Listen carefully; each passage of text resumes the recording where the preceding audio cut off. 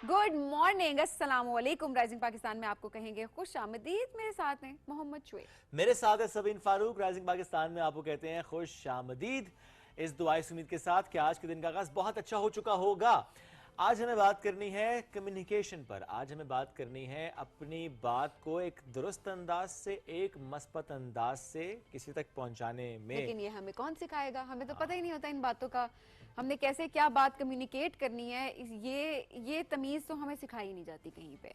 Because आप किसी को करेक्ट कर रहे हैं, आपको कोई चीज़ बुरी लगी है, व्हाट्सोएवर कोई भी मसला है, बट एटलीस्ट आपके अंदर इतने एथिक्स होने चाहिए, इतनी सेंस होनी चाहिए कि आपने किस टोन में, किस तरीके से, किन अल्फाज के साथ किसको ये बात कन्वे करनी है। सही बात है। कभी कभी अल्फाज का चुनाव बहुत मायने रखता है, कभी कभी उसका वक्त यानी टाइमिंग बहुत इंपॉर्टेंट होती है, और कभी कभी टोन भी बहुत इंपॉर्टेंट होती है। समटाइम्स नॉन वर्बल कम्युनिकेशन में आपकी बॉडी लैंग्वेज भी बहुत मैटर कर रही होती है। एंड समटाइम्स अगर आप कम्युनिकेट ऑडियो नोट्स पे या मैसेज पर कर रहे होते हैं तो फिर भी खासे मसाइल का सामना हो सकता है, क्योंकि अगले तक आपकी बॉडी लैंग्वेज नहीं पहुंच रही। तो जैसे भी आपने बात की कि जो सीखने वाली बात है ना, कि कैसे आपने बात कम्युनिकेट करनी है, it's very important to understand. आज हम एक एग्जांपल भी आपके साथ शेयर करते हैं। फॉर एग्जांपल किसी सिचुएशन में सबीन आपने कोई ऐसी बात की या आपने कोई ऐसा जुमला इस्तेमाल किया होगा, समहाउ चले अज्यूम करते हैं आपने कोई गलती आपसे हो गई, राइट? अब आप उस महफिल में नहीं है और मैं हूं उस महफिल में, और मैं कहता हूं ये सबीन मैडम को जरा बताएं कि सबीन मैडम ने ये क्या किया है। नहीं, मैं एग्जांपल कोट करना, आप तो हंसेंगी, लेकिन देखिए ये गलत बात है ना, मेरा ये अंदाज गलत हो जाएगा। पहली बात ये कि सबीन उस महफिल में नहीं है, तो मैं सबीन की गैर मौजूदगी में ये बात क्यों करूं। अच्छा, समटाइम्स ये होता है कि इसको और एजम्पशन में जाते हैं कि हमारा कांटेक्ट नहीं है और हम एक और महफिल में, तो वहां पे बात इसलिए कर रहा हूं कि बात सबीन तक पहुंचेगी, तब भी मेरा ये फर्ज है कि मैं एक डिसेंट वे में कम्युनिकेट करूं। फॉर एग्जांपल मैं ये इस तरह से भी कह सकता हूं कि मेरी एक ऑब्जर्वेशन है कि डिस्कस कर लीजिएगा सबीन से, इसको एक दफा रिव्यू कर ले, इस मामले को रीथिंक इसको कर ले। बेहतर किया जा सकता है। आप उसको सोल्यूशन ओरिएंटेड अप्रोच रख के, आप या मैं सबीन को डायरेक्ट कॉल भी करके बेहतर तरीके से आप कॉल करके कह दें, आप मैसेज करके कम्युनिकेट कर दें कि दिस इज समथिंग जो कि नहीं ठीक, आप इसको बेहतर कर सकते हैं। But honestly the way you communicate things that matters a lot. Exactly, कि आप किस तरीके से क्या बात किसको बोल रहे हैं, ये चीज़ बहुत मैटर करती है। और यकीन जाने, अगर आप किसी की करेक्शन करना चाह रहे हैं और तब आप इस टोन में, गलत टोन में किसी को करेक्ट करने की कोशिश करें, तो आप बिल्कुल करेक्ट नहीं कर पाएंगे उस शख्स को, क्योंकि ऑब्वियसली उसको वो बात बुरी लग जाएगी, बल्कि मामला और बिगड़ जाएगा आपके लिए भी और उस शख्स के लिए भी। तो हमें एथिक्स सीखने हैं, हमें ये फ़र्क सीखना है कि हमें इस्लाह, तनकीद बराए इस्लाह करनी है, तनकीद बराए तनकीद करनी है। एब्सोल्युटली। और इसमें ये चीज़ भी बड़ी इंपॉर्टेंट है कि जब हम इस्लाह कर रहे होते हैं, कोशिश ये करें कि उसमें मजाक उड़ाने का कोई एलिमेंट ना हो, जो कि हम नॉर्मली देखते हैं। और हम सबसे भी कहीं ना कहीं गलती होती है, तो हम सब सीख रहे होते हैं दिन ब दिन। तो हम सबको ज़रा कोशिश करनी चाहिए कि अगर इस्लाह करनी, तो सबसे बुनियादी बात तो उसमें यह है कि सबसे जो एहसन तरीका है वो ये है कि आप उस शख्स के पास जाएं, उससे बात करें, और फिर बड़े आराम से, इत्मीनान से, शफकत के साथ उसको बताएं कि अच्छा ये मामला है, इसको आई थिंक ऐसे किया जा सकता है। यकीन जानिए आपका कद बढ़ जाएगा, आपकी इज्जत में इजाफा हो जाएगा, और वो सीख भी जाएगा, जो कि आपका मकसद है। अगर यही मकसद है कि वो सीख जाए तो बिल्कुल ऐसा ही है। सिखाना मकसद, सीखना सिखाना जिंदगी का मकसद होना चाहिए। चलें जी, बड़ी ज़बरदस्त बात थी आज जो हमने आपसे की, और बहुत इंपॉर्टेंट था कि इस चीज़ को फोकस किया जाए। जो लोग मुंह फट अपने आप को कहते हैं जी हम तो ब्लंट हैं, हम तो मुंह फट हैं, हम तो मुंह पे बात कर जाते हैं, लेकिन दिल के बहुत अच्छे हैं। दिल के बहुत अच्छे हैं। आपके दिल का अचार डालना है हमने, जब आप के दूसरे की दिल आज़ारी हो रही है आपकी बातों से, तो ये बहुत इंपॉर्टेंट है कि आप के दिल से अच्छे हैं, तो वो आपका अच्छापन दूसरों के लिए दिखना भी ये चाहिए। बात दुरुस्त है कि दिल आपका आईना होता है, लेकिन ये बात भी दुरुस्त है कि जो आप कर रहे होते हैं, जो आप कह रहे होते हैं, वो मैटर कर रहा होता है। वो आपकी पर्सनैलिटी एक्चुअल में होती है, कि आपका शीशा होता है, उसको ठीक करने की जरूरत है। हम बढ़ते हैं एक ब्रेक की तरफ, ब्रेक से वापस आते हैं। रहिए हमारे साथ, यह है राइजिंग पाकिस्तान।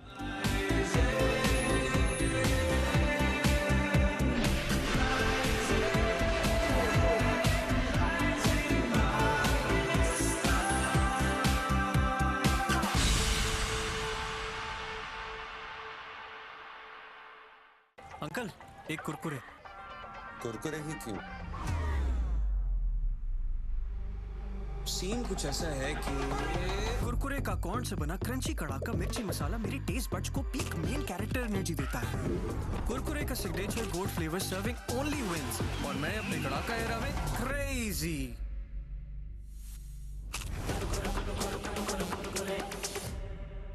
ऐਵੇਂ तो नहीं ना फिर। Crazy for Kurkure. पानी गर्म हो गया, चल नेस्कैफे बना दे। ये तो रोज बनाते हैं, आज तुम बना लो। एक मग में एक सैशे डलता है। एक मग में एक शाही घंटा है। पहले गर्म पानी, फिर दूध और चीनी। गुड यार। हाँ काफी इजी था। बाद में मग धोना भी सिखाएंगे। पहले साबुन फिर स्पंज। तुम ये कुरकुरे क्यों खाती हो?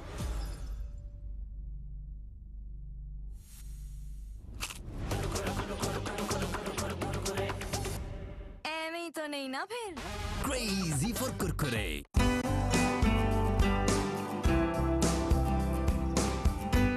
रोज एक नई सुबह, नए चेहरों, नए अंदाज के साथ।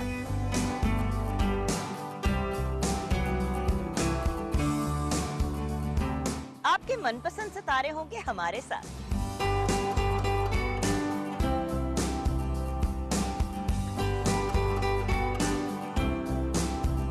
ढेरों खुशियों के साथ करेंगे हल्ला गुल्ला, मस्ती और मजाक।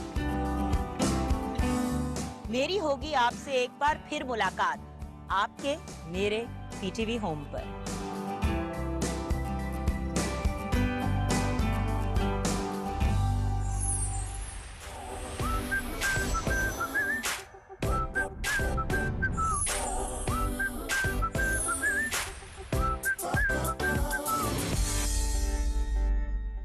अस्सलाम वालेकुम, वेलकम टू आवर शो रिवायतों की लज़्ज़त। चाशनी बनाई थी गुड़ की, वो हम इसमें शामिल कर देंगे। वाओ, जबरदस्त। आज आपके किचन में जो बन रहा है वो सब देसी होगा। गार्लिक राइस ओके, और कस्टर्ड दाल। कबाब डाल दिए, ठीक है। उसको थोड़ा सा अच्छी तरह मिक्स कर लेना है। इसी मसाले को आप बहुत जगह यूज कर सकते हैं। पालक पनीर डिफरेंट मेथड है इसका बनाने का। हम बॉईल करते हैं, बॉईल नहीं होगी, स्टीम होगी इसके अंदर। जो इसके जो आयरन है वो भी इसके अंदर बरकरार रहेगा। ज़्यादातर खाना मैं बच्चों के हिसाब से बनाती हूँ कि बच्चे जो खाएंगे वो बड़े भी खा लेते हैं। जहाँ हम आपके लिए लेकर आते हैं मजे मजे के खाने।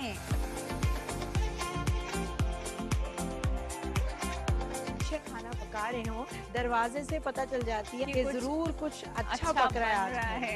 हाँ, सिर्फ खाने नहीं बल्कि रिवायती खाने। लोबिया जो है वो बच्चों को कैसे खिलाई जाए? इसके कबाब बना लिए। कबाब जो है वो ऐसी डिश है जो बच्चे हर फॉर्म में खा लेते हैं। लजीज खाना जो होता है उसकी खुशबू से ही पता चल जाता है कि कितना मजे का खाना वो होगा। आज हम बना रहे हैं फ्राइड मोमोज। स्टीम ज्यादातर लोग पसंद करते हैं। खाना अच्छा नहीं पकाना आता तो आपका सारा काम बेकार हो जाता है। तो देखना मत भूलिएगा रिवायतों की लज़्ज़त सिर्फ और सिर्फ पीटीवी होम पर।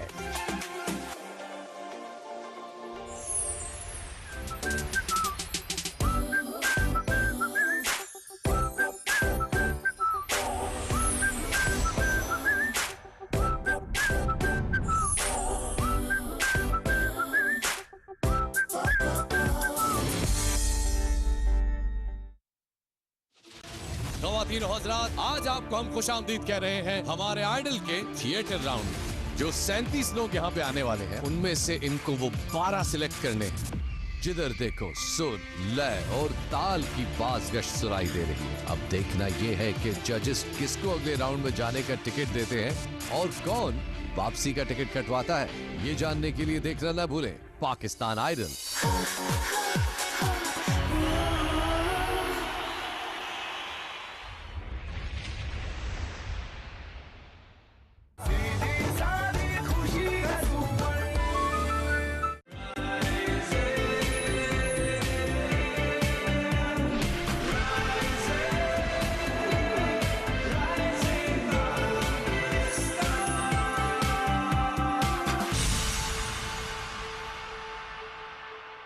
Welcome back. राइजिंग पाकिस्तान में एक बार फिर कहते हैं खुश आमदीद। आज का हमारा मौजू इन्वायरमेंट से जुड़ा है। इन्वायरमेंट का जो इम्पैक्ट है वो हमारी सोशल लाइफ पे किस हद तक है और कैसे उसको टैकल किया जाता है विद गवर्नेंस। आज इस मौजू पे हम गुफ्तगू भी करेंगे। प्लस इन्वायरमेंट का पीस से ग्लोबल पीस से क्या कनेक्शन है, क्या ताल्लुक है, इस पर आज हम गुफ्तगू करेंगे। और जब बात पीस की है, ऐसे में बहुत से फोरम्स हैं जो कि इस पर काम भी कर रहे होते हैं। एक फोरम जिसका इनकाद 2015 में किया गया, ग्लोबल पीस समिट, इसका फोरम जिसको इनिशिएट किया गया, फिर हर साल कोई ना कोई हम देखते हैं एक्टिविटीज़ हो रही होती हैं। रिसेंटली भी एक इवेंट हुआ, तो आज हम इस मौजूद गुफ्तगू करेंगे। And we have with us, he is human rights activist and बानी चेयरमैन हैं ग्लोबल पीस समिट के, शेख महमूद बिन इलियास। उनको वेलकम करते हैं। अस्सलाम वालेकुम जी, कैसे हैं आप? वालेकुम सलाम शुएब, आप कैसे हैं? ठीक, अल्हम्दुलिल्लाह बिल्कुल ठीक ठाक। बहुत शुक्रिया सर प्रोग्राम में हमें ज्वाइन करने के लिए। सबसे पहले तो मेरा ख्याल है हम ज़रा इस टर्म को समझने की कोशिश करते हैं कि पीस और एनवायरनमेंट का ये किस तरह से इंटरलिंक्ड है। ओके, देखिए जब हम एनवायरनमेंट की बात करते हैं और पीस की बात करते हैं, तो दोनों का जो लिंक है वो इंसान है। तो इंसान की जब हम बात करते हैं, तो अगर उसको एक मौजूद ज़िंदगी गुजारनी है, एक आप कह सकते हैं कि खुशाइन ज़िंदगी गुजारनी है, तो उसके लिए एनवायरनमेंट का हेल्दी होना बहुत ज़रूरी है। और अगर एनवायरनमेंट हेल्दी होगा तो जाहिर सी बात है जो उसकी ज़िंदगी के जो असरात हैं अपने गिरदोनवा में, वो बहुत बेहतर होंगे। Very true. और इसी सिलसिले को अब आप कह सकते हैं कि जैसे इस्लाम भी हमें एक चीज़ बताता है कि कोई भी सोसाइटी एक फ़र्द से स्टार्ट होती है, उसकी पर्सनल वेलबींग से स्टार्ट होती है, and then that society begins to make a nation. So that's how you can precisely relate it. That's perfect. अच्छा, और क्या यही एक वजह है कि इस बुनियाद पे ही आपने आइडिया कंसीव किया ग्लोबल पीस समिट का 2015 में? देखिए, ग्लोबल पीस समिट का जो आइडिया था उस वक़्त, ऑल्दो आज भी बहुत से दुनिया में कॉन्फ्लिक्ट चल रहे हैं, मगर उन कॉन्फ्लिक्ट्स को एड्रेस करने के लिए हमें ग्रास रूट लेवल तक जाना बहुत ज़रूरी है। सही। So this was the basic idea to get to the grass roots. और जो ह्यूमन राइट्स एक्टिविस्ट अपने अपने जो है सेक्टर्स के अंदर काम कर रहे हैं, to unite them on a single platform, not just in Pakistan but around the world. It could have been, आप कह सकते हैं, पाकिस्तान पीस समिट क्यों नहीं हुआ, ग्लोबल पीस समिट क्यों रखा गया इसको, because the approach was global. अगर आप पाकिस्तान के ही वजूद की बात करें, तो पाकिस्तान का वजूद आप कह सकते हैं कि उसकी अप्रोच भी एक ग्लोबल थी। इट वाज, आप कह सकते हैं कि collective, not just for a specific nation, not just for a specific group, but for every human who wants to live peacefully. Okay, और ऑब्वियसली जब हम इन इश्यूज की बात कर रहे होते हैं, टॉपिक की बात कर रहे होते हैं, तो वो नेशनल नहीं होते, बेसिकली वो ग्लोबल ही होते हैं। सो ऑब्वियसली इसमें सिनर्जी बहुत ज़्यादा इंपॉर्टेंट है, कलेक्टिव एफर्ट्स बहुत ज़्यादा ज़रूरी होती हैं। अच्छा, थोड़ा सा इस समिट के बारे में हमें मज़ीद भी बताइएगा कि किस तरीके से अभी रिसेंटली क्योंकि हुई है, तो कहाँ कहाँ से लोग आते हैं, किस तरीके से डायलॉग होता है, और उसके बाद आउटकम क्या होता है? Perfect. So recently global peace summit का जो एक और इनिशिएटिव है वो ESG समिट के नाम से है। ESG की अगर हम बात करते हैं तो it is not just environment but also based on governance. Pakistan के अंदर जो इन्वायरमेंट है उस पर थोड़ा ज़्यादा काम हो रहा है, but what we tried in the ESG summit कि उसका जो गवर्नेंस का एस्पेक्ट है उसको जो है आप कह सकते हैं कि ख़ास रखा जाए, बिकॉज कोई भी एफिशिएंसी जब तक अचीव नहीं हो सकती जब तक आपकी गवर्नेंस में ट्रांसपेरेंसी नहीं है। जहाँ तक बात है कि कौन लोग आते हैं, तो देखें हमारा पूरी हमारी ये कोशिश होती है कि जो हमारे नेशनल स्टेक होल्डर्स हैं, जो गवर्नमेंट बॉडीज़ हैं, जो लॉ मेकर्स हैं, और क्योंकि ESG का ताल्लुक कॉरपोरेट से, एंटरप्राइजेज से बहुत है, तो जितनी भी पाकिस्तान की बड़ी एंटरप्राइजेज हैं उन सब को हमने इसमें शामिल किया था। गवर्नमेंट से हमारे पास मिनिस्ट्री ऑफ पावर से बहुत ज़बरदस्त रिप्रेजेंटेशन थी, मिनिस्ट्री ऑफ एनर्जी से थी, climate change, obviously climate change से थी, NDMA से थी। सो आई थिंक अगेन मैं उस बात पर आऊँगा कि देखें ग्लोबल पीस समिट एक कलेक्टिव एंडेवर है, यानी कि just to unite the people on a single issue. और जहाँ तक बात है कि इसको आगे हम कैसे लेके जाते हैं, तो देखें हमारी किसी भी समिट या कॉन्फ्रेंस का या किसी भी आप कह सकते हैं कि छोटी राउंड टेबल कॉन्फ्रेंस का भी जो एक बहुत अहम जुज़ होता है वो ये होता है कि हम उससे एक वाइट पेपर अचीव कर सकें, that we can present to the respective stakeholders in the country, and if it is a global issue then beyond that. उसमें रिकमेंडेशंस होती हैं? जी बिल्कुल। देखें रिकमेंडेशंस न सिर्फ रिकमेंडेशन ज़बानी होती हैं बल्कि सिग्नेटरीज होते हैं बाकायदा, ताकि उस चीज़ को अहमियत दी जा सके। तो इस तरीके से ESG समिट भी हमारा ऑन 25 सितंबर कंडक्ट हुआ था। अभी तो देखिए एक समिट है, इससे पहले ज़ाहिर है पूरी दहाई की हम बात करें 2015 से लेकर 2025 तक हर साल कोई ना कोई इवेंट्स आपके हो रहे होते हैं, आप इसको इनिशिएट कर रहे होते हैं। थोड़ा समझ जाऊंगा अगर हमें ओवरव्यू भी दें, ग्लोबल पीस समिट ने अब तक क्या कुछ अचीव किया, उसका इम्पैक्ट कितना आया है? अच्छा, देखिए ग्लोबल पीस समिट का जो आप कह सकते हैं कि जो इनिशियल फेज था वो कॉन्फ्लिक्ट एरियाज थे। राइट। कॉन्फ्लिक्ट एरियाज की बात करें, अगर हम पाकिस्तान के अंदर बात करते हैं तो हमारा सबसे पहला जो हिंदुस्तान के साथ कॉन्फ्लिक्ट है वो कश्मीर है। बिल्कुल। तो हमारे बहुत से प्रपोजल्स कश्मीर के इशू पे रहे। अगर हम ग्लोबल इशूज़ की बात करें तो आज के दौर में सबसे बड़ा ग्लोबल इशू शायद गाज़ा का है। बिल्कुल, उससे बड़ा शायद कोई भी नहीं है। तो गाज़ा के ऊपर हमने बहुत अरसे से हम काम कर रहे हैं, हुकूमतों के साथ कर रहे हैं, पाकिस्तान में जो एम्बेसी है पैलेस्टीनियन उसके साथ करते हैं। यहाँ तक कि लास्ट ईयर भी हमें I think we were the only private think tank जिसको दोहा फोरम में इनवाइट किया गया था। It's a forum in Qatar which is hosted by the emir himself. So we proposed, और आप कह सकते हैं कि प्रपोजल्स देयर एज वेल। तो so it's been a very long journey, it's been a very hard journey, but again जो असल जो चीज़ थी कि बेहतरीन और ज़हीन तरीन लोगों को इसका हिस्सा बनाया जाए। अल्हम्दुलिल्लाह we have achieved that. National level पे आप लोग क्या कर रहे हैं? बहुत सारी चीज़ों को देखा जाए, स्पेशली पीस की बात की जाए तो शायद हमारी यूथ भी भूल गई है अभी के भी कोई चीज़ होती है, बहुत हद तक हमने देखा, स्पेशली सोशल मीडिया पे अब हम अगर बात करें। सो क्या उस हवाले से भी कोई बात की जा रही है कि हमारे बच्चों की भी जहन साजी की जाए? जी देखें, बिल्कुल इसमें हमारी वर्कशॉप्स होती हैं, हमें ट्रेनिंग्स होती हैं, हम इंस्टीट्यूट टू इंस्टीट्यूट हम इस तरीके की आप कह सकते हैं कि अपनी एक्टिविटीज़ रखते हैं। और उसके अंदर देखें, अगर हम इन चीज़ों की बात करें, पाकिस्तान की आपने बहुत ज़बरदस्त बात करी, तो पाकिस्तान का जो मैं अपना एक पर्सनल आपको पर्सपेक्टिव बताना चाहता हूँ कि देखें हमारा जो सोल्यूशन है ना वो है बैक टू इट्स रूट्स। हमारी रूट्स क्या है, हमारी आइडियोलॉजी क्या है, हमें अपनी नौजवान नस्ल को उसको आप कह सकते हैं कि उसके जहन में ये चीज़ बताना, उसको इसका आप कह सकते हैं कि एहसास दिलाना, जी कि पाकिस्तान क्यों बना था, और हमारे जो बानी थे और जो हमारे मुफक्किर थे जैसे डॉक्टर इकबाल हैं जो ऑल इंडिया मुस्लिम लीग के फाउंडर्स थे, वो किस सोच को लेके इस मुल्क को आगे बढ़ रहे थे। उसमें इकबालियात का बहुत ज़बरदस्त काम आता है।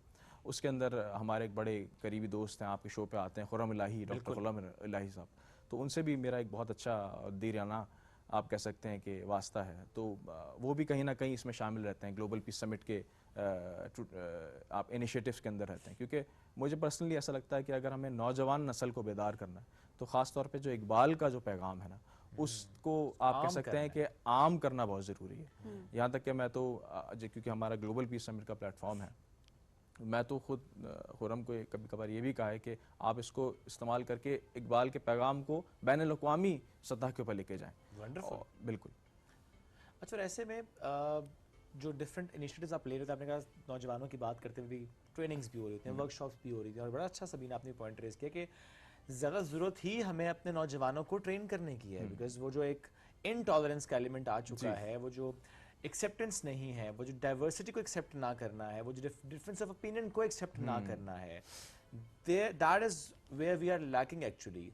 उसमें आपको चेंज नजर आ रहा है आहिस्ता आहिस्ता?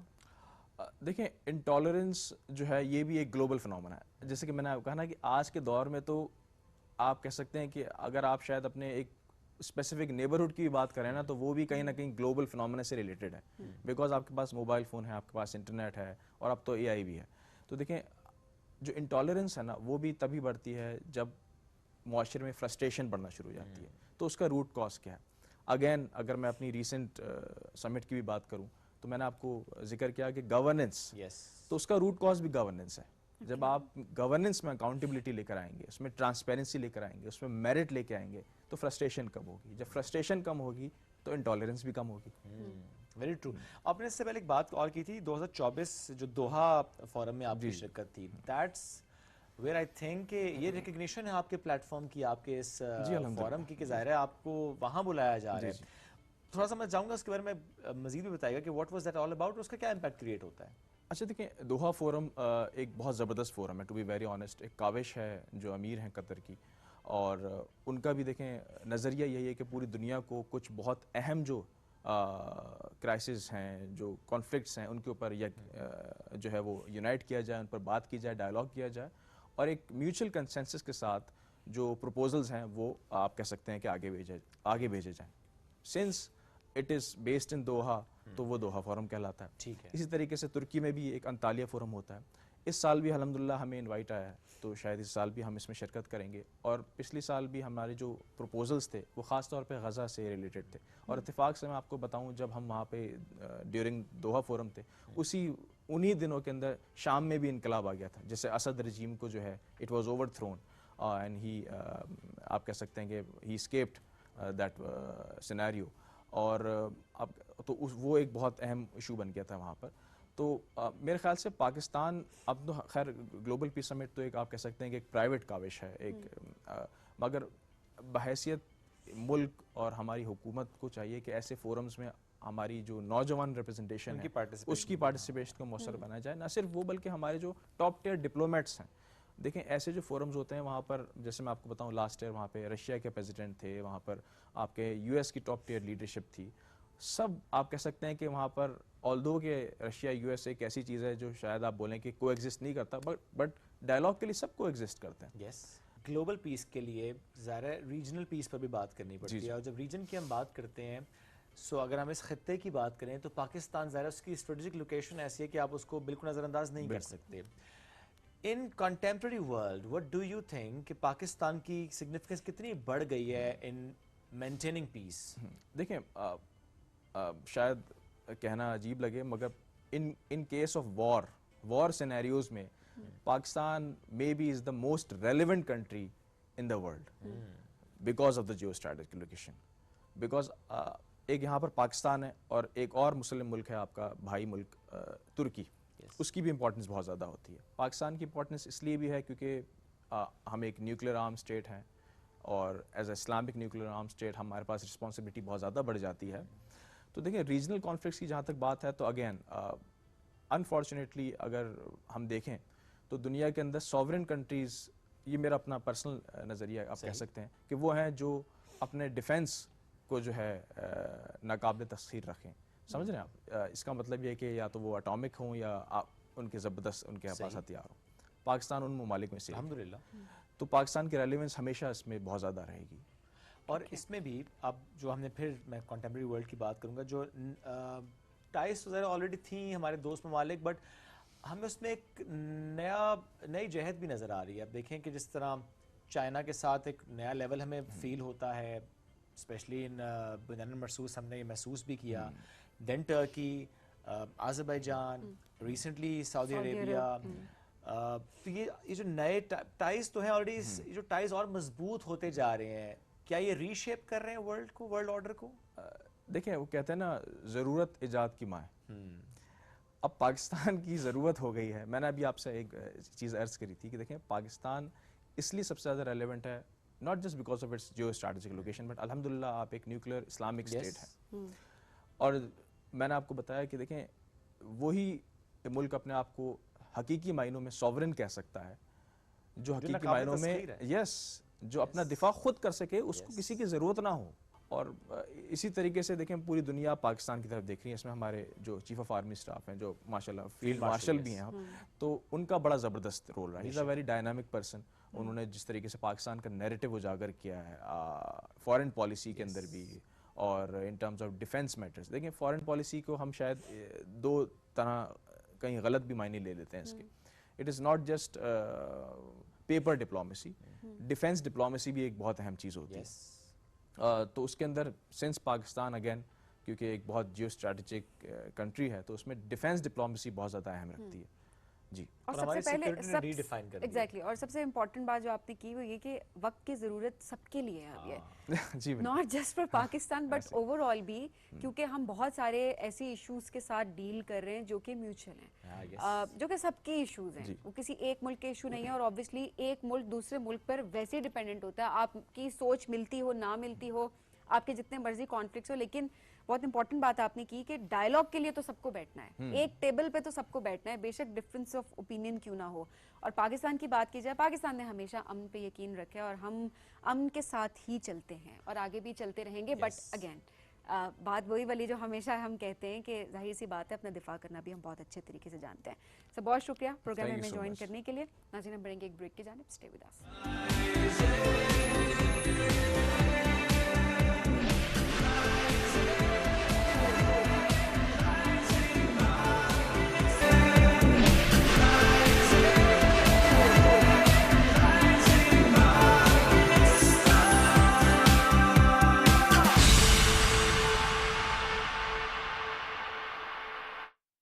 सेम इसलिए हो जाता है कि एस्थेटिक्स आपके बेहतर हो जाते हैं और दुपट्टे को कराया जाए तो उसके भी उसके भी एस्थेटिक्स बेहतर हो जाते हैं। तो पीको का जिंदगी में बहुत अच्छा असर होता है। ओके, अब मुझे बताएं कि फ्रैक्शनल लेजर ये डिफरेंट होता है? यस, CO2 फ्रैक्शनल लेजर ये डिफरेंट होता है। ये स्ट्रेच मार्क्स वगैरह के लिए होता है। जैसे पोस्टमार्टम अगर आपको स्ट्रेच मार्क्स हो गए हैं बेली वगैरह पे, या फिर आप स्किन पे भी देख सकते हैं, मतलब फेस पे देख सकते हैं। जिस तरह एक्नी है, एक्नी वल्गैरिस है, बहुत ज्यादा स्ट्रॉन्ग, उनको डीप जो है वो स्कार्स बन चुके हैं, तो फिर उस पर हम फ्रैक्शनल लेजर करते हैं। अच्छा, ये जो स्ट्रेच मार्क्स होते हैं, क्योंकि सिर्फ खवातीन में नहीं मर्दों में भी होते हैं, स्ट्रेच मार्क्स क्यों होते हैं? बेसिकली जो आपकी नीचे डर्मिस लेयर है ना, उस पे अगर आ जाए ना, मतलब वो ड्राई हो जाए और उस पे इफेक्ट आए, तो फिर आपकी ना प्रोमिनेंट हो जाता है ऊपर वाली स्किन पे, मतलब एपिडर्मिस जो आपकी है ना वो स्ट्रेच आउट हो जाती है, तो वो एक काइंड ऑफ स्ट्रेच मार्क्स। तो एजिंग के साथ भी होते हैं, हार्मोनल फ्लक्चुएशंस भी इसमें बहुत ज्यादा असर करती हैं। और मोस्टली ये होता है कि जैसे मतलब अगर प्रेगनेंसी के दौरान फीमेल्स का अगर ले लें तो उनकी बॉडी वैसे उनकी स्किन स्ट्रेच हो रही होती है, तो वो फिर आफ्टर पोस्टमार्टम उनको स्ट्रेच मार्क्स रह जाते हैं, क्योंकि वो डर्मिस तक, मतलब स्किन की जो डीप लेयर है ना, उस तक वो प्रोमिनेंट हो चुके होते हैं। ओके, क्योंकि हम लड़कों में तो स्पेशली देखते हैं जब आपने एक्सरसाइज स्टार्ट किया, जिम गए, तो स्ट्रेच मार्क्स फौरन से आ जाते हैं। क्या ये खत्म हो जाते हैं आराम से?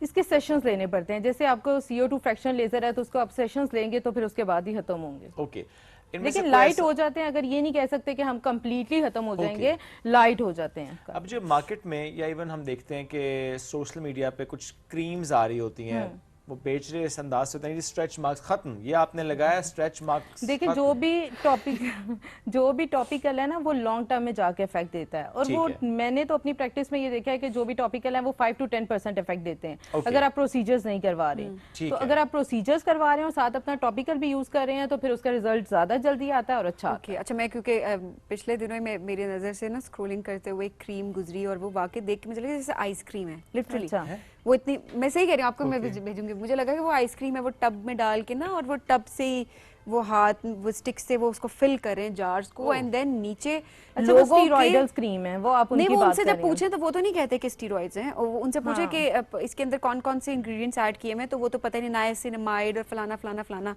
ये सब ऐड कर देते हैं। लेकिन वो देख के पता लग रहा होता है कि वो अनहाइजीनिक है, वो सही नहीं है। और मैं लोगों के कमेंट्स नीचे पढ़ के हैरान हो रही, हजारों की तादाद में लिटरली कमेंट्स थे, और उस पे मतलब था कि how to order please inbox and फलाना फलाना, मतलब वो मैं हैरान के एग्जैक्टली तो हम ये इस बात पे मैं हैरान थी कि लोगों के अंदर अभी तक अवेयरनेस नहीं है। हाँ, उसका मैं थोड़ा सा ये बताऊंगी कि उसमें जो ये फार्मूला क्रीम जो कि आजकल बहुत ज़्यादा फेमस है, वो बीच में डाल रहे होते हैं बेटनोवेट, डर्मोवेट जो स्टीरॉइडल है, और साथ उसको कंपेंसेट करने के लिए कह देते हैं हम नाइसिनामाइड डाल रहे हैं, हम हेलोरॉनिक इसमें डाल रहे हैं, आपकी स्किन को बहुत बेस्ट करेगा। बीच में जो व्हाइटनिंग इफेक्ट चीज़ दे रही है ना वो स्टीरॉइड्स ही दे रही है, और वो लॉन्ग टर्म में आपको जो है हाइपर पिगमेंटेशन कर देती है। अच्छा डॉक्टर साहब, ये जो कुछ और क्रीम्स और लोशंस इस तरह के आते हैं जिसमें वो वीडियो ऐसे बनाई होती है कि अगर काली गर्दन है ना तो हाफ गर्दन पे वो लगाते हैं, या दोनों हाथों से एक हाथ पे लगाएंगे, या फेस हाफ फेस पे, जो भी आपके जिस्म का हिस्सा ऐसा है जिसमें गर्दनें हम देखते हैं अक्सर काली हो जाती हैं,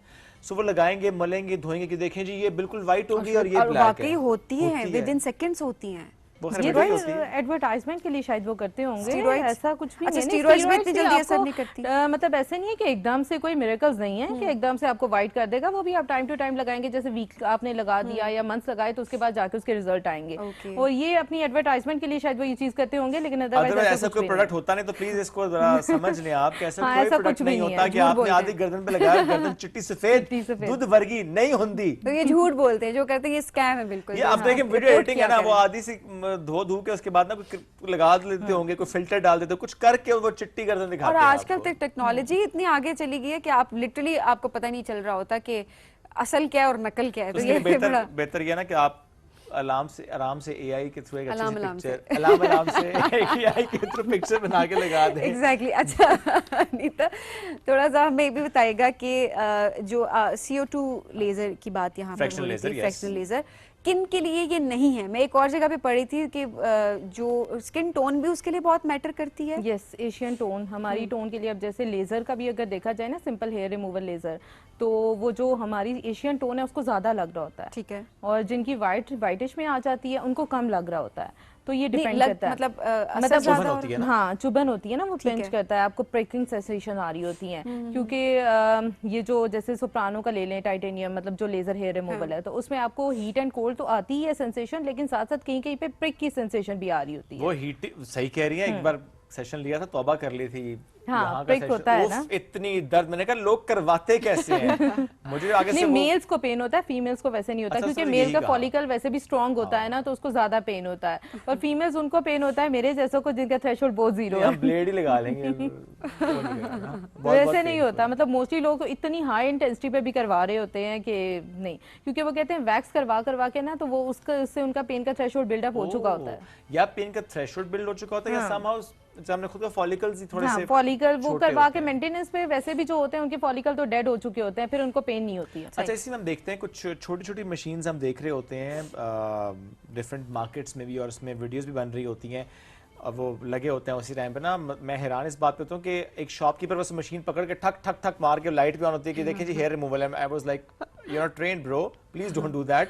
अपने ऊपर ही लगे होते हैं, तो व्हाट इज दैट? ये इतनी ज्यादा मशीन्स क्यों इतनी कॉमन अवेलेबल हो गई हैं? देखिए, ये भी तो वो ही बात है कि बिजनेस है, तो उन्होंने मतलब एक स्पेसिफाई नहीं किया हुआ कि हम डर्मा को देंगे या हम इसको देंगे, तो वो इस वजह से सैलून में भी जितने लोग हैं आजकल, आप देख रहे हैं हाइड्रास काफी सैलून में भी पड़े हुए हैं, वो लोग कर रहे हैं, लेकिन उनको ये नहीं पता कि पेशेंट की स्किन टाइप क्या है, ठीक है, स्किन का टेक्सचर क्या है, हमने इसको हाइड्रा करना भी है या नहीं करना। हाइड्रा किसके लिए है? और हाइड्रा देखिए, हाइड्रा एक क्लीनिंग प्रोसीजर है, ठीक है, हाइड्रा मोस्टली मतलब सबको ही हम कर देते हैं, ठीक है, लेकिन एक्नी जिसको निकली हुई है उसको हम हाइड्रा नहीं कर सकते हैं, क्योंकि इन्फेक्शियस होता है ना, तो वो स्प्रेड कर सकता है आपका इन्फेक्शन।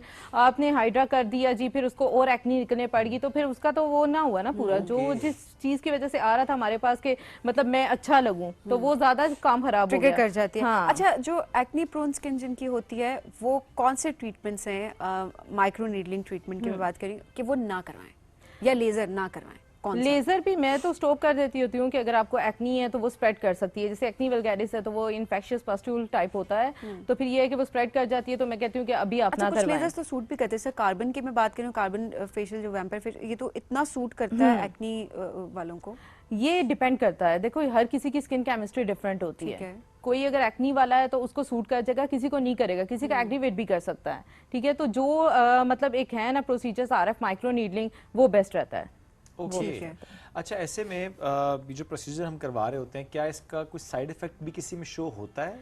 साइड इफेक्ट ऐसा नहीं है, लेकिन ये है कि माइल्ड आपको स्वेलिंग, ब्रूजिंग हो सकती है, रेडनेस, इसे हम डाउन टाइम कह सकते हैं, ये मतलब एक प्रोसीजर का डाउन टाइम है। हाँ, आपने PRP करा दिया, आपने मतलब एक नीडलिंग कराई है, नीडल आपकी स्किन के अंदर जा रही है, तो आप घर जाएंगे तो आपको ऑब्वियसली रेडनेस तो होगी, उसका डाउन टाइम होता है 1 to 2 days, ठीक है, फिर उसके बाद आपकी स्किन ऑटो पे सेट होना शुरू हो जाती है। एंड देन अगेन ये भी डिपेंड करता है ना आपकी स्किन टाइप, आप कितनी सेंसिटिव स्किन है, कुछ किसी की जल्दी रिकवर कर जाती है, किसी की थोड़ा टाइम लेती है। मैंने मॉर्फिस करवाया था और मैं बता नहीं सकती कि मेरे कराती है, मैं बता रहा था तो करवाने चाहिए, स्किन केयर है, सबको कर, मैं कौन सा प्लास्टिक सर्जरी करा के आ गई हूँ, बिल्कुल नहीं करवाई हुई, जो करवाना चाहता है वो करवाए, फिर मुझे तो उसमें भी कोई बुराई नहीं है, बिल्कुल नहीं करवाई हुई, लेकिन ये तो स्किन केयर है, तो सबको करवाना चाहिए जो भी अफोर्ड कर सकते हैं, बिकॉज बिल्कुल लिटरली मेरी तो आंखें इतनी सूज गई थी, और मुझे 4 से 5 दिन तकरीबन मुझे लगे थे कि मैं उसे रिकवर, लेकिन जब मैंने सिल्फम लिया था तो सिल्फम वाज वेरी स्मूथ। तो देखें अब आपकी स्किन को सिल्फम में विद इन वन डे मेरी स्किन बिल्कुल ठीक बता रही है, कराया था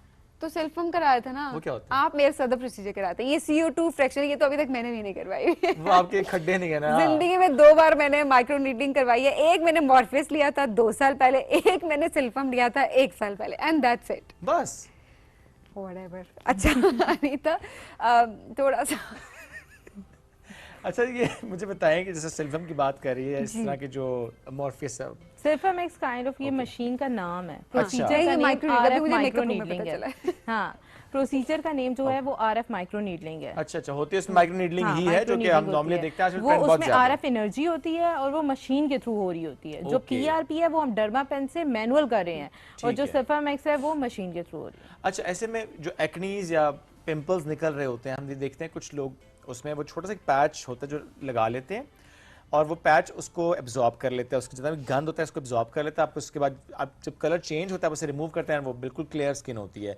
ये कितना हेल्पफुल होता है हमारी स्किन? अच्छा, ये बहुत ज़्यादा हेल्पफुल है। मैं अक्सर अपने पेशेंट को भी कहती हूँ कि एक्टिव एक्नी है तो उस पर लगा लें। एक तो इन्फेक्शन नहीं फैलता, एक आप पॉपअप नहीं करते उसे बार बार, आप बार बार उसे नहीं करते ताकि आपका हैंड कहीं और लगेगा तो वो एक्नी एक्टिवेट हो जाएगा और जगह भी निकल आएगा। तो इस वजह से जो स्किन मतलब सॉरी एक्नी पैच है वो है नहीं, वो फिर स्कार्स छोड़ देते हैं? नहीं, स्कार नहीं छोड़ता।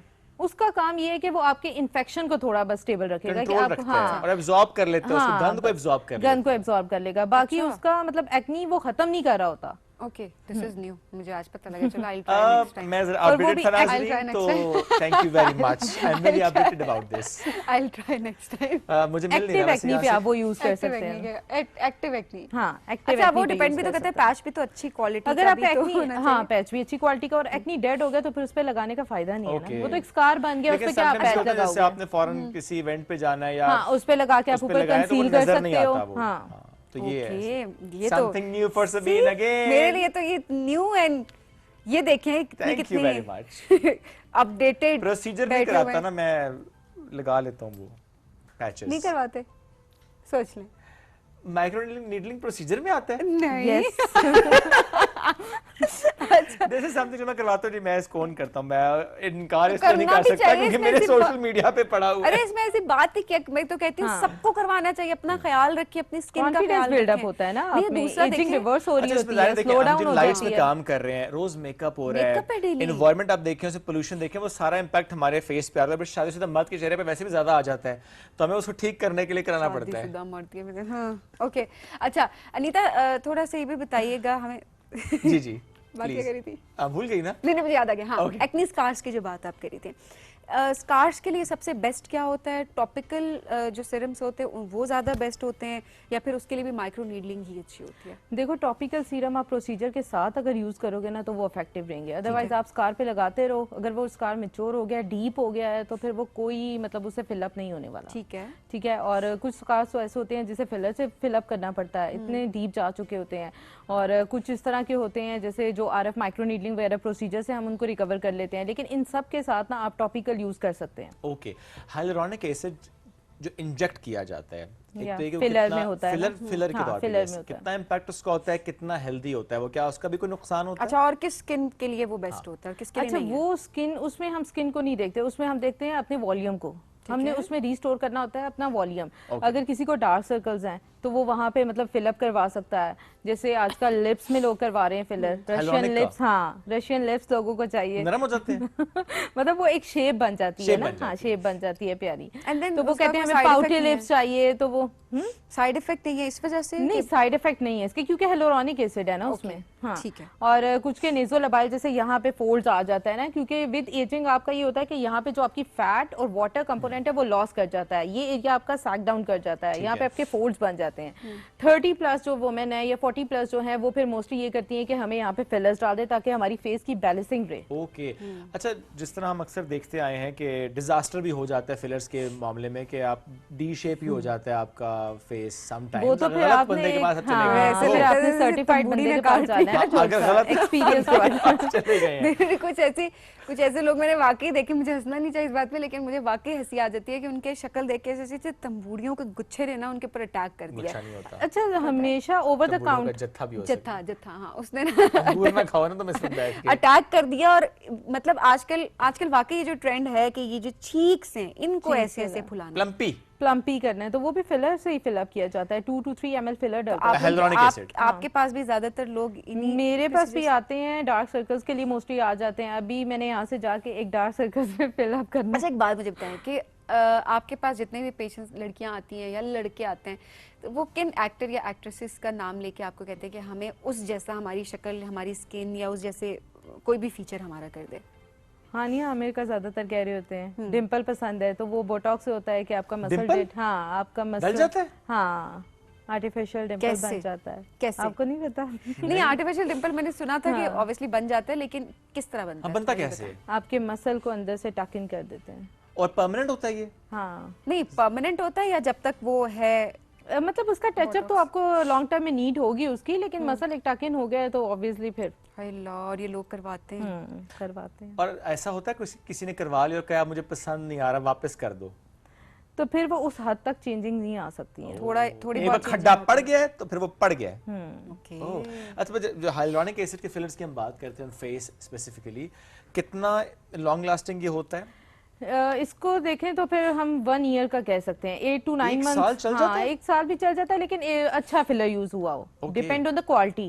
ठीक है, अगर तो वो अच्छी क्वालिटी का नहीं है तो वो 7-8 मंथ्स मतलब या फिर 4 to 6 मंथ तक चलेगा। अगर वो अच्छी क्वालिटी का है तो वो चलेगा, साल से ऊपर भी जा सकता है। साल तो अच्छा टाइम है। हाँ अच्छा टाइम है ना। साल बाद आप उसको दोबारा करा लें तो दोबारा साल करा के लें बाद आप। आप उसको साल बाद आप चाहें तो अब कम मोटे करा लीजिएगा, होंठ आपकी चॉइस पे है ना। हाँ।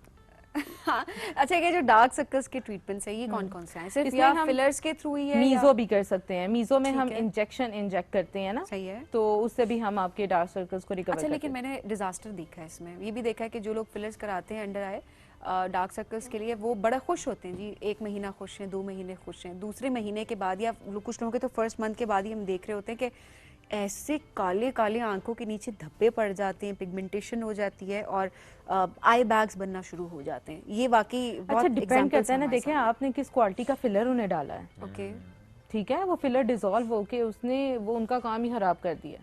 जो चीज़ उनको रिकवरी की तरफ लेके जानी थी उसने वो नहीं किया। और आजकल तो मैं एक चीज़ यहाँ ऐड करना चाहूँगी कि आजकल तो वो एमीआईज इंजेक्शन आ गया ना, जिसमें नॉन क्रॉस लिंक फिलर है, वो फिलअप नहीं करेगा, वो आपका कोलेजन और इलास्टिन बनाएगा। अच्छा, ये ज्यादा अच्छी बात है ना? ये ज्यादा अच्छी बात, हाँ ये आ चुके हैं। अच्छा, कोलाजन बनाएगा तो ऑब्वियसली हाँ, आपको कोई इंजेक्ट तो कुछ हुआ नहीं है। हाँ, वो फिलअप नहीं करेगा।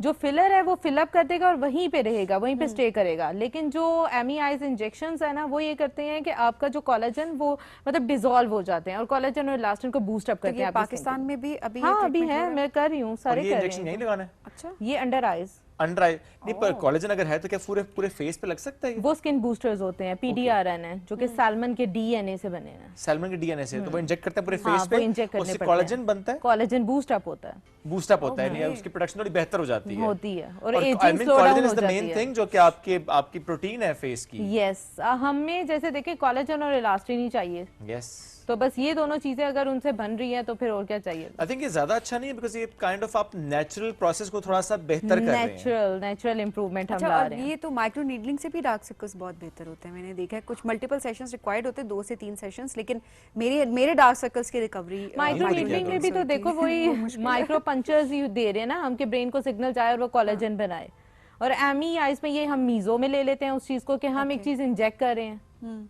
ओके, तो चलें, ये तो नई नई चीजें हमें पता चल रही हैं, तो बड़ी अच्छी बात ये है। आखिरी वाले मुझे इंजेक्शन बहुत पसंद है जो कोलेजन को बूस्ट करते हैं। डार्क सर्कल्स के लिए ना? डार्क सर्कल से पहले वाला, पूरे फेस वाला। अच्छा, पूरे फेस, स्किन बूस्टर्स की पीडीआरएन। अच्छा, वो जो इंजेक्शन आईवी में लग रहे हैं वो डिफरेंट होते हैं? वो ग्लूटा होते हैं।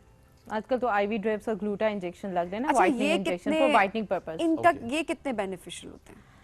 या ये भी बेनिफिशियल है, ये कॉम्प्लेक्स होता है ना, ये सिर्फ आपकी टोन को इम्प्रूव नहीं कर रहा, आपके डीएनए को भी रिपेयर कर रहा होता है। इसमें विटामिन्स होते हैं सारे और ग्लूटाथायोन होता है। ग्लूटाथायोन आपकी व्हाइटनिंग कर रहा है, बाकी विटामिन्स है। क्या वो डीएनए को जाके ये कह रहे हैं भाईजान चिट्टे हो जाओ?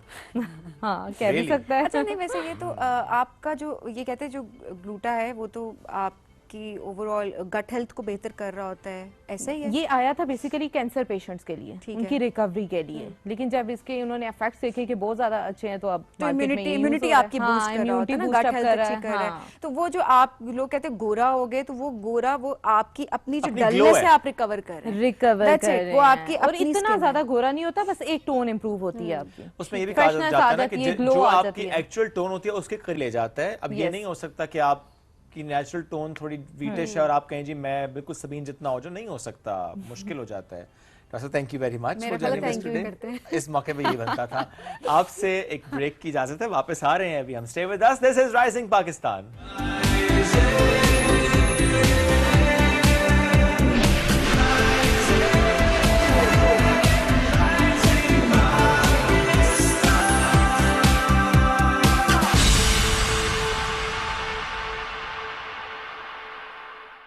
पानी गर्म हो गया, चल नेस्कैफे बना दे। ये तो रोज बनाते हैं, आज तुम बना लो।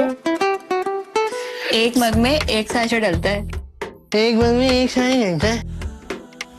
पहले गर्म पानी, फिर दूध और चीनी। गुड यार। हाँ काफी इजी था। बाद में मग धोना भी सिखाएंगे। पहले साबुन फिर स्पंज। पंजाब के 40 में से 34 जिलों में सरसब्ज किसानों ने जीती पहली पोजीशन। सरसब्ज, जमीन की जान, फसल की शान। अंकल एक कुरकुरे। कुरकुरे ही क्यों? सीन कुछ ऐसा है कि कुरकुरे का कॉर्न से बना क्रंची कड़ाका मिर्ची मसाला मेरी टेस्ट बड्स को पीक मेन कैरेक्टर एनर्जी देता है। कुरकुरे का signature gold flavour serving only wins और मैं अपने कड़ाका एरा में क्रेजी।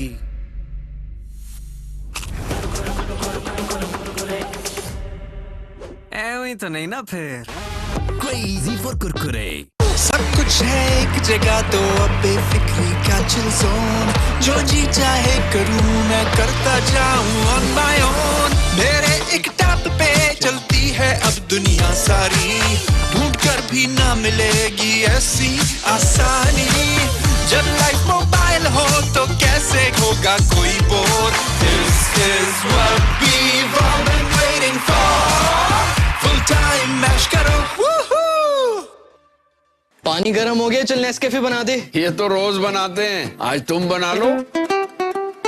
एक मग में एक सैशे डलता है, एक मग में एक सैशे डलता है। पहले गर्म पानी, फिर दूध और चीनी। गुड यार। हाँ काफी इजी था। बाद में मग धोना भी सिखाएंगे। पहले साबुन फिर स्पंज। अहमद बेटा चलो उठ जाओ। मम्मा। हाँ पेट में बहुत दर्द है। कैविटी कैविटी है क्या? मैं स्कूल कैसे जाऊंगा? आज फिर स्कूल छोड़ो। ओके मम्मा। तुम ना एक्टिंग स्कूल जाओ, अच्छी कर लेते हो ड्रामेबाज। हर माँ जानती है कि कोलगेट मैक्सिमम कैविटी प्रोटेक्शन का फ्लोराइड और कैल्शियम बूस्ट दे पूरे 24 घंटे तक कैविटी से हिफाजत। 24 घंटे तो कैविटीज का कोई चांस ही नहीं। Colgate maximum cavity protection. बाबा और उसके खिलाफ अगर आइंदा कोई जाल बिछाने की कोशिश की तो तुम्हारा वो हशर करूंगा कि तुम मुझसे जिंदगी की भीख मांगोगे। हम दोनों भाई इन खंजरों की धार की तरह तेज हो गए हैं, दुश्मन को आसानी से काट सकते हैं। अब लड़ाई नागुज़ीर है।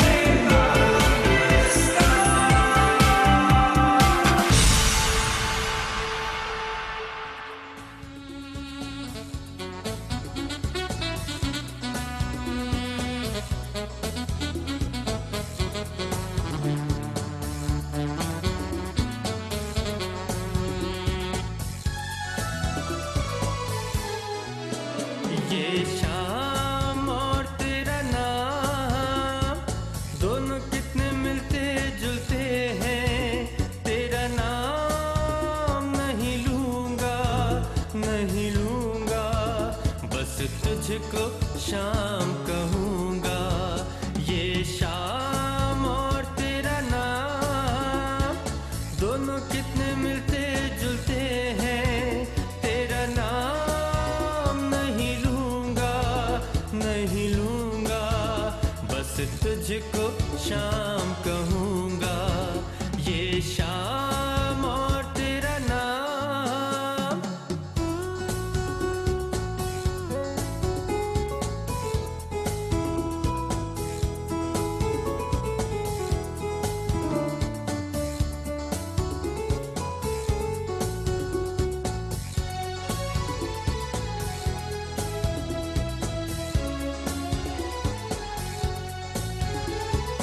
ये जो तेरी आंखें सोचती रहती हैं, जाने किसके सपने देखती रहती हैं।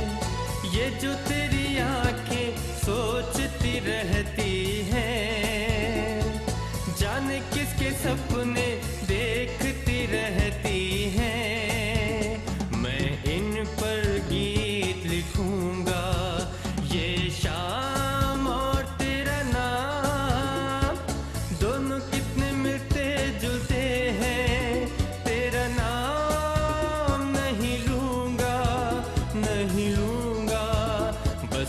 तुझको शाम कहूँगा, ये शाम और तेरा नाम।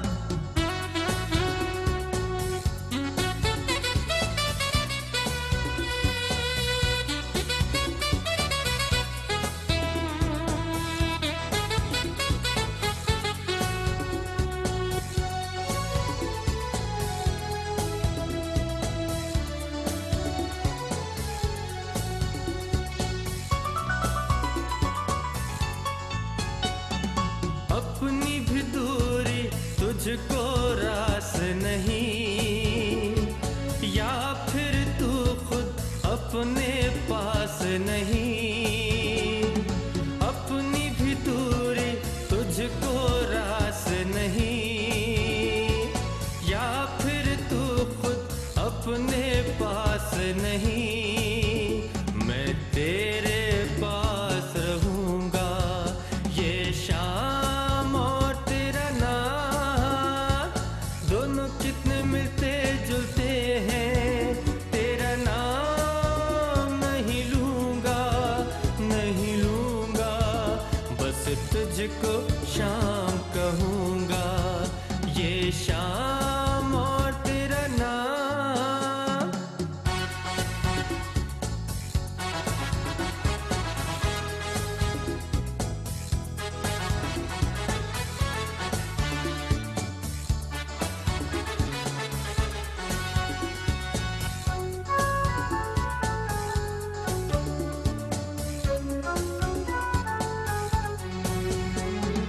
तेरी आहट पर तेरे साथ चलूंगा, बिछड़ा अगर तो तुझसे कहीं मिलूंगा।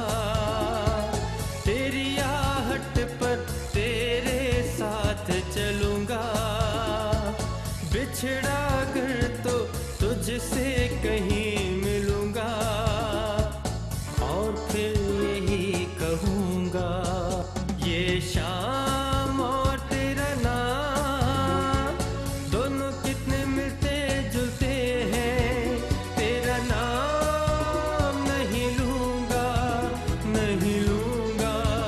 बस तुझको शाम कहूँगा, ये शाम और तेरा नाम। दोनों कितने मिलते जुलते हैं, तेरा नाम नहीं लूँगा, नहीं लूँगा। बस तुझको शाम कहूँगा, ये शाम और तेरा नाम। कमाल, जबरदस्त। वाह, क्या बात जबरदस्त। है। हमने वेलकम किया शाहरुख खान को, जबरदस्त आवाज के मालिक हैं शाहरुख। अस्सलाम वालेकुम, कैसे हैं आप? व्हाट एन एंट्री ब्रो, जबरदस्त। माशाल्लाह बड़ी प्यारी आपकी आवाज आए मस्त से। और वाकई मैंने इनसे पूछा, मैंने कहा ये शाहरुख गा रहे हैं क्योंकि इतने जबरदस्त तरीके से आपने उसको प्रेजेंट किया। सो बहुत शुक्रिया, बहुत आप पीटीवी के साथ भी काफी सारे प्रोग्राम्स कर चुके हैं। हाँ जी, आ चुका हूँ मैं, आ चुका। तो थोड़ा बताएगा, कोई कॉम्पिटिशन्स में भी पार्ट लिया? हाँ जी, मतलब जो भी थे उनमें मैंने तो किया था, पार्टिसिपेट किया था। तो करते रहे पार्टिसिपेट? हाँ, मैंने पार्टिसिपेट किया। आगाज कैसे हुआ सिंगिंग का शौक, ये करियर कैसे आगाज हुआ? आगाज बहुत ही अजीब सा एक है। और एक तो होता है ना कि आपकी बिल्कुल हर चीज़ चलती हुई आ रही हो, मतलब फैमिली से, वो तो नहीं था क्योंकि ज़ाहिर पता घर में एक से एक इंजीनियर, तो कुछ तो वो ये कि बस एक चीज़ होती है कि अचानक से आपके अंदर आ जाए, क्योंकि ज़ाहिर बात है ये वाले सारे सॉन्ग्स हमेशा से सुनते हुए आ रहे थे, अम्मी अब्बू वगैरह सब सुनते हैं, तो याद हो जाते हैं वैसे, वो याद हो जाते हैं। तो बस अचानक से एक दफ़ा जो है वो बस हुआ कि यार चलो थोड़ा सा एक दफ़ा देखते हैं कि यार, तो वो फिर ये कि वहाँ से फिर ये कि एक चीज़ चलती आई है और अभी तक चल रही है, और चल रही है। अच्छा, वैसे यंगस्टर्स को इतने ज़्यादा पुराने गानों में हमने इंटरेस्ट लेते हुए नहीं देखा, बट आपका इंटरेस्ट भी है। और आप, क्योंकि हमारे अम्मी अब्बू भी सुनते आ रहे थे, लेकिन हमें बड़े कम हम रिबेलियस निकले। इसमें देखे आई थिंक ये कि ये जो हमारे जितने भी हैं, इन्हीं से आप सीख भी सकते हैं, इन्हीं सॉन्ग्स को आप सुन के उनको, ये तो रियाजत भी है ना आपकी, जब इनको आप गाते हैं तो ये तो आपकी रियाजत हो रही होती है। हाँ, कि वो जो उतार चढ़ाव है, वो सुर और ताल है, और जो लय है, और जो उसकी उठान है, बिल्कुल वो इट्स अमेजिंग। इन्हीं को आप सुन के सीख सकते हैं, फिर आप आगे जा सकते हैं। अभी किसको वैसे ज़्यादा सुनते हैं अगर हम कॉन्टेम्प्रेरी टाइम्स की बात करें तो? पाकिस्तानी ही हैं हमारे जितने भी ओल्ड हैं, उनको मैं ये कि सुन रहा होता हूँ। क्योंकि सारी बात है उन्हीं को सुन के आपको आइडिया होता है कि जी जो एक्चुअल जो ये अब उसमें होता है कि वो आपको आइडिया होता है कि ये वाला सॉन्ग ऐसे गाना है, ये वाला ऐसे गाना है। और ज़ाहिर है उसमें हम देखते हैं ना कि हर सिंगर का अपना एक स्टाइल होता है। अब जैसे सजाद अली के नोट्स बहुत डिफरेंट हैं, उनकी वॉइस क्वालिटी बहुत डिफरेंट है। अली जफर पे आ जाएं, फिर आतिफ असलम पे आ जाएं, वी हैव सो मच माशाल्लाह। अच्छा वैसे अली जफर को भी सुनते हैं? हाँ जी, बिल्कुल। अली जफर का अगर हल्का फुल्का सा हम यहाँ पर हो जाए, जबरदस्त अंतरा हो जाए सिर्फ। हाँ बिल्कुल। हो अपनी कहानी रो रो सुनानी, हमसे न होगी ऐसी नादानी। अपनी कहानी रो रो सुनानी, हमसे न होगी ऐसी नादानी। चल दिल मेरे छोड़ ये फेरे, ये दुनिया झूठी लोग लुटेरे। चल दिल मेरे। वाह जबरदस्त। Shahrukh, if you allow me to ask that question actually, क्योंकि आप जब गुफ्तगू आप करते हैं नॉर्मली, सो थोड़ा सा एक बीच में एलिमेंट आता है बिकॉज हम समटाइम्स देखते हैं कि स्टैमरिंग थोड़ी सी आती है, लेकिन जब आप गुनगुनाते हैं तो शायद उसमें आपका पैशन इतना ज्यादा है कि वहां पे यू आर फ्लॉलेस। इसको एक्सप्लेन करें जरा। इसमें जो मतलब कि एक जो सबसे मेन चीज होती है कि जब आप बोलते हैं ना तब आप बीट पे होते हैं। ठीक है। आप बोल भी बीट पे रहे होते हैं। ठीक है। तो मेरा साथ ये है कि जब बोलते हुए आउट ऑफ बीट हो। ओके। इतनी सी इसकी बात है। मतलब आप कॉन्शियस में होता है, इस वजह से स्टैमर कर रहे होते हैं। तो वो जब आप जिस तरह आप बोल रहे हैं अभी बिल्कुल ठीक बोल रहे हैं, क्योंकि आप बिल्कुल बीट पे चल रहे हैं। जब हम सिंगिंग करते हैं तो हम बीट पे चलते हैं ना। जैसे थोड़ा सा आउट ऑफ बीट हो जाओ तो वो बिल्कुल आपकी जिंदगी बीट पे चल रही है, जहां ऑफ बीट हुई वहां काम खराब है। वहां काम खराब है। तो ये होता है इसके अंदर। तो ये कि अब तो ये बहुत हद तक ठीक हो चुका है, क्योंकि इसी ने मेरी बहुत हेल्प की। मतलब कि फ्लुएंसी बहुत बेहतर हो गई, बहुत हेल्प की मेरी। हाँ, उसके तो मतलब इस वजह से बहुत हद तक ठीक हो चुका है। अच्छा, आवाज़ भी आपकी बड़ी यूनिक सी है और आई एम श्योर कि इसको भी बहुत आगे प्रमोट भी होना चाहिए। मैं हमेशा ही कहती हूँ कि हमारे पास इतना ज़बरदस्त टैलेंट होता है और पता नहीं क्यों हम उस तरह से वो पजीराई नहीं दे पा रहे होते जो देनी चाहिए। और इसी वजह से हमारी कोशिश ये होती है कि इस प्लेटफॉर्म पे अच्छे अच्छे सिंगर्स को बुलाया जाए। लेकिन सोशल मीडिया पे आपकी अच्छी रीच है और वहाँ पे बहुत ज़बरदस्त लोग आपको आपकी आवाज़ को बड़ा पसंद करते हैं। बिल्कुल ऐसा ही है। तो क्या रिस्पॉन्स आता है सोशल मीडिया पे? सोशल मीडिया पर है ही बहुत है। मतलब ये कि कोई ये गाना होता है ना जिसमें फरमाइश बहुत ज्यादा आ रही होती है कि शाहरुख ये गाना आप सबसे अच्छा गाते हैं। अब तो खैर इतने हो गए तो वो ये क्या अपने में चॉइस पे हो गया मामला। लेकिन ये कि उस पर रिस्पॉन्स बहुत अच्छा है सोशल मीडिया, क्योंकि मैंने शुरू भी सोशल मीडिया से ही किया था। ओके। तो उस टाइम पे ये कि ये आ रहा था, इन हो रहा था, तो वहीं से मैंने किया था स्टार्ट। उसके बाद फिर शोज में मुझे कितने साल हो गए? तकरीबन 15 साल आई थिंक होने वाले हैं। बल्कि हो गए। चलिए हम गुफ्तगू तो कर रहे हैं साथ साथ, लेकिन वो जो आप बीट पे आते हैं ना तो वो बड़ा मजा कराते हैं। तो एक और अगर सॉन्ग म्यूजिक के साथ हो जाए तो हो जाए। बिल्कुल। ओके चलिए।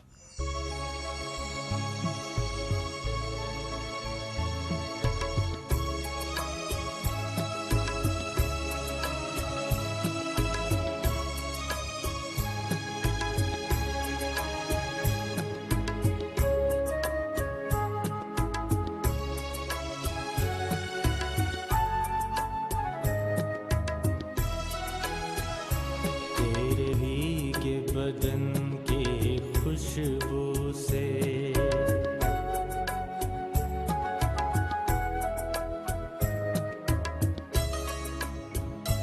तेरे भीगे बदन की खुशबू से लहरें भी हुई मस्तानी सी।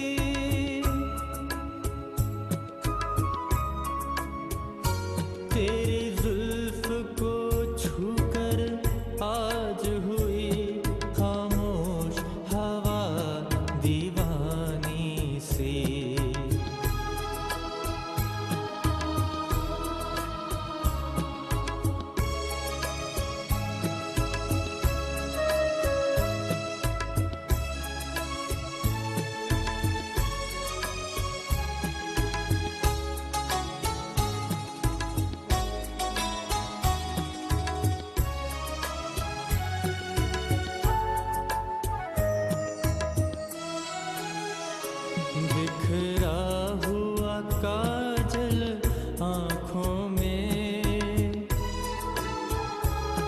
बिखरा हुआ काजल आँखों में, तूफान की हलचल सांसों में, सांसों में। ये नर्म लबों की खामोशी, ये नर्म लबों की खामोशी, पलकों में छुपी हैरानी से।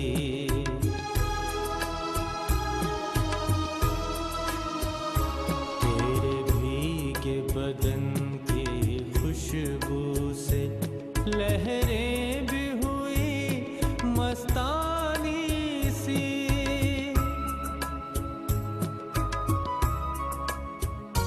तेरी जुल्फ को छूकर आज हुई खामोश हवा दीवानी सी।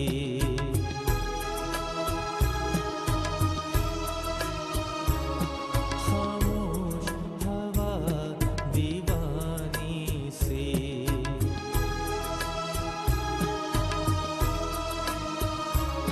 खामोश हवा दीवानी सी।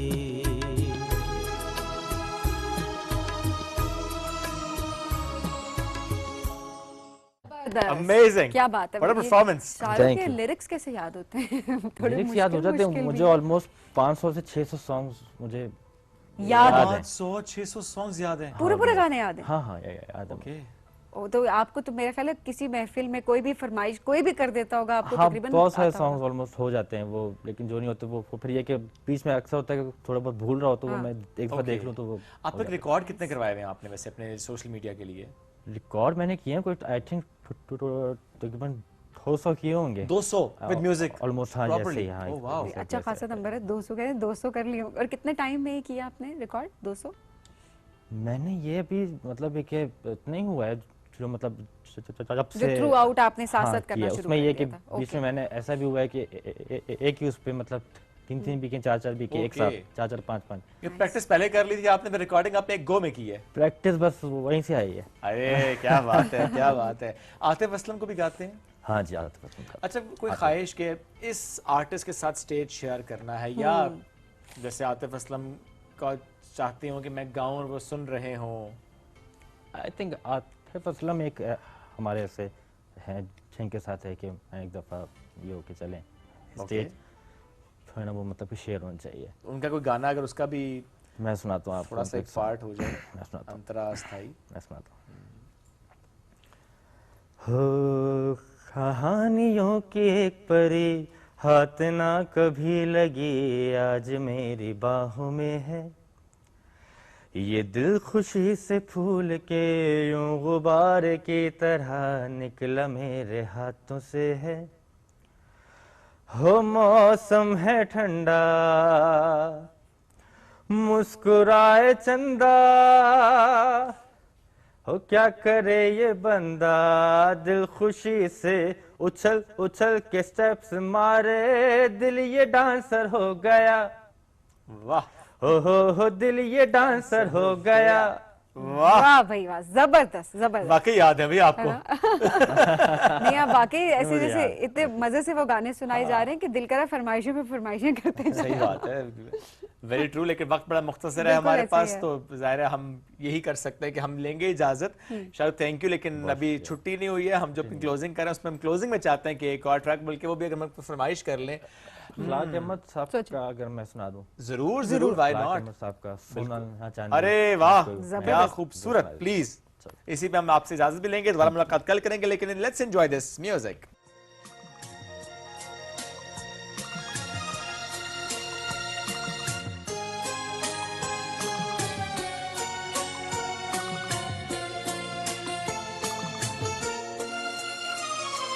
सोना न चांदी न कोई महल जाने मन, तुझको मैं दे सकूंगा। फिर भी ये वादा है तुझसे, तू जो करे प्यार मुझसे, छोटा सा घर तुझको दूंगा। दुख सुख सुख का साथी बनूंगा। सोना न चांदी न कोई महल जाने मन, तुझको मैं दे सकूंगा।